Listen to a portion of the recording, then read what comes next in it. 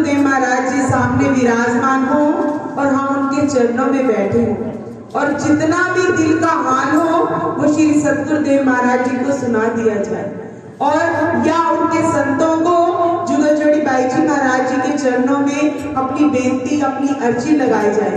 पर आज आपको मौका मिला है तो अपनी जीवा को पवित्र कीजिए। सभी गुरुमुखों की प्रार्थना श्री गुरु महाराज जी स्वीकार करेंगे। आपको मौका मिला है तो अपनी जीवा को पवित्र कीजिए।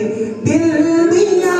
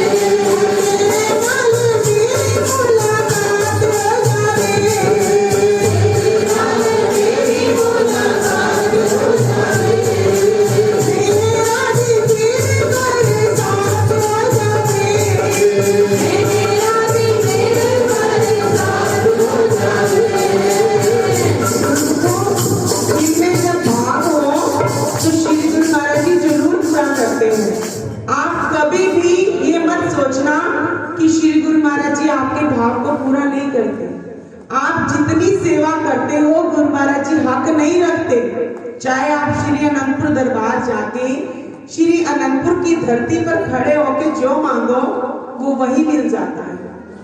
अभी तो हम श्री अनंतपुर क्या अगर यहाँ भी बैठे मांगे तो वो भी जरूर मिल जाएगा। क्यों? क्योंकि उनका छोटा श्री अनंतपुर है, ये उन्होंने वचनों में फरमाया है। तो गुरुमुखों दिल का ये भाव कि तेरे नाल मेरी मुलाकात हो जाए। एक बार क्या हुआ जब श्री सतगुरुदेव महाराज जी ने हल्द्वानी कृपा की तो तब उनकी बड़े महात्मा लोगों ने ये आज्ञा की कि आप लोग गेट पे रिबन नहीं कटवाएंगे। जो ऊपर श्री गुरु महाराज जी का पोर्शन तैयार किया है आप उसके दरवाजे पे रिबन कटवाएंगे और आरती भी वहीं उतार लेंगे जुगलजोड़ी बाई जी।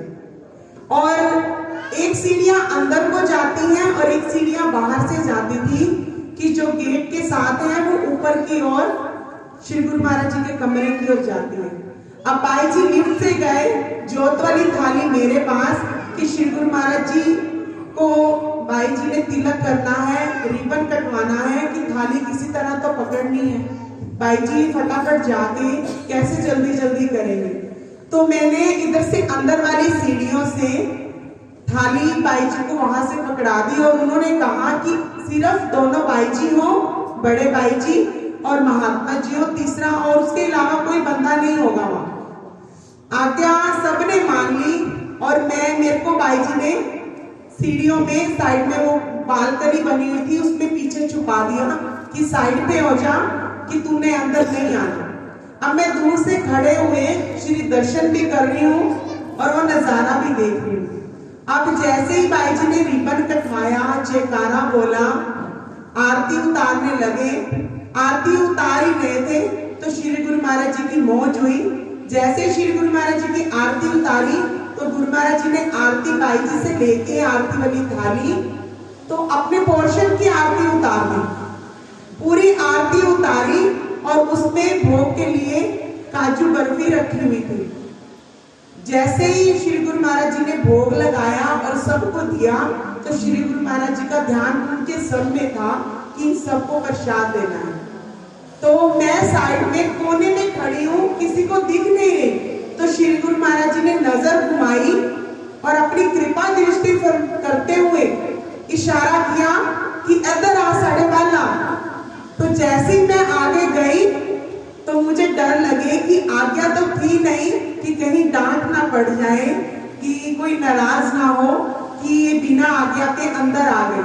तो श्री गुरु महाराज जी ने फरमाया, तू प्रसाद नहीं लेना? मैंने कहा जी स्वामी जी।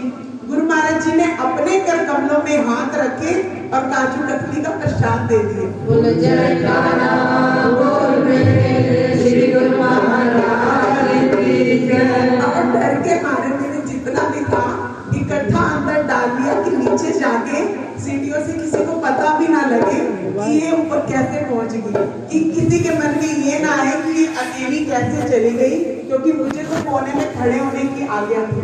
तो बात ये कि अगर हम जहां भी खड़े होंगे, अगर मन में इच्छा होगी दर्शनों की, तो वो खुद बुला के दर्शन दे देते हैं, खुद बुला के कृपा कर देते हैं। अब मन में भावना कि श्री गुरु महाराज जी के दर्शन करने हैं, तो मैं किसी को नजर नहीं आई, तो गुरु महाराज जी ने दरवाजे के पीछे कोने में से उन्होंने देख लिया, उन अंतर्यामी भगवान है, उन्होंने वहां से भी बुला के और अपने साथ मुलाकात कर दी। तो इसीलिए गुरु को दिल का भाव कभी भी नहीं छुपाना।